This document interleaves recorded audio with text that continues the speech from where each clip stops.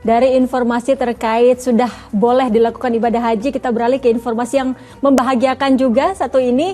Dari ajang Pesta Olahraga se-Asia Tenggara, sejumlah atlet yang telah berlaga di ajang SEA Games ke-31 di Vietnam kembali ke tanah air. Mereka tak harus lagi menjalani proses PCR seiring adanya pelonggaran aturan terkait protokol kesehatan. Nah, Sabtu pagi, sejumlah atlet kontingen Indonesia yang berlaga di ajang SEA Games ke-31 di Vietnam tiba di tanah air melalui Terminal 3 Bandara Soekarno-Hatta. Mereka disambut oleh sejumlah pihak. Seluruh atlet yang tiba di tanah air tak lagi harus menjalani tes PCR atau antigen seiring dengan adanya pelonggaran aturan protokol kesehatan di Indonesia. Selanjutnya untuk proses kepulangan ke daerah asal, para atlet kebanggaan Indonesia ini akan diserahkan ke induk olahraga masing-masing.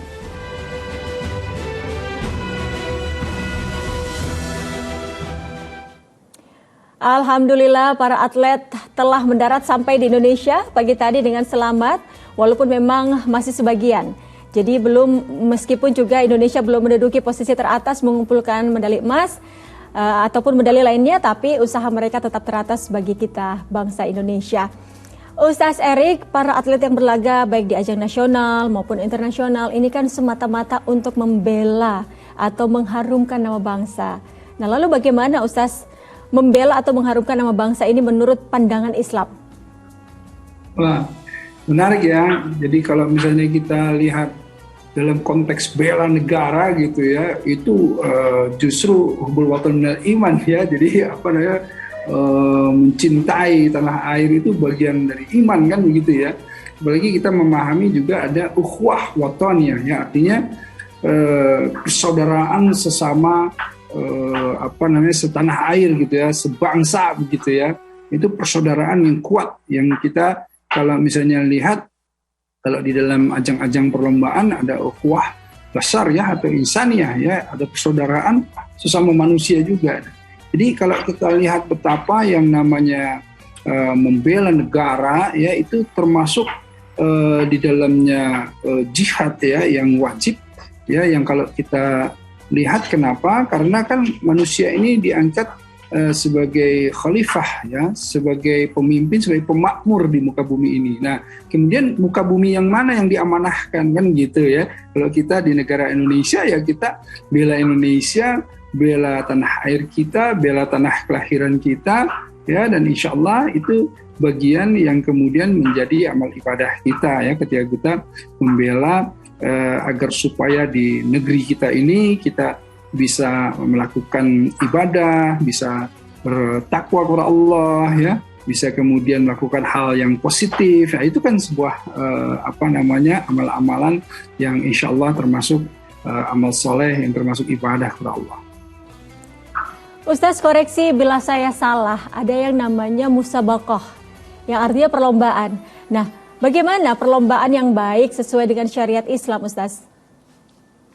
Ya, kalau kita lihat ya musabaqah atau lomba ya, kan begini, di dalam muamalah itu al-aslu fi syai'in itu libahatu, atau al-aslu fi muamalah ya al-hillu. Jadi artinya kalau urusan-urusan perkara muamalah itu sebetulnya mubah, boleh.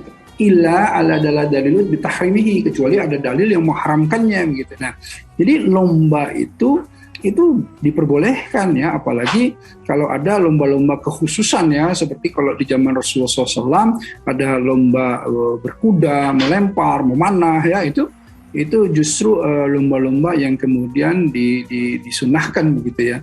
Nah, tetapi lomba-lomba yang lain diperbolehkan asal tidak ada tadi alasan atau ada sesuatu yang mengharamkannya. Jadi ada dalil, ada alasan yang mengharamkannya, seperti misalnya nanti lomba yang terlibat di dalam perjudian begitu. Itu tidak diperkenankan gitu ya. Jadi lomba yang kemudian hadiahnya itu berasal dari para peserta semuanya, itu tidak diperkenankan karena itu kan menjadi perjudian gitu ya. Nah, tapi kalau lomba yang kemudian hadiahnya dipersiapkan oleh panitia, oleh pemerintah dan lain-lain, ya itu diperbolehkan ya.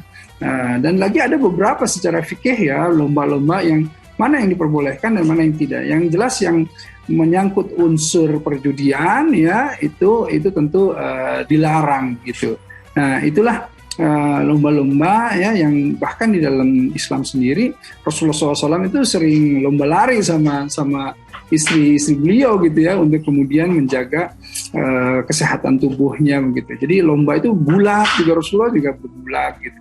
Jadi olahraga itu penting sekali ya, apalagi dilombakan dalam rangka persaudaraan. Kan Olimpiade itu kan sebetulnya persaudaraan, Asian Games persaudaraan ya, itu kan sebetulnya persaudaraan. Nah dalam rangka itu kemudian kita merayakan atau memperingati atau kemudian bersilaturahimnya dengan mengadakan lomba. Nah ini sebetulnya sesuatu hal yang positif yang harus kita dukung ya, yang insya Allah dengan itu semua juga termasuk sesuatu hal yang diperbolehkan, mubah, bahkan bisa kemudian menjadi amal ibadah. Insya Allah. Baik, Ustaz.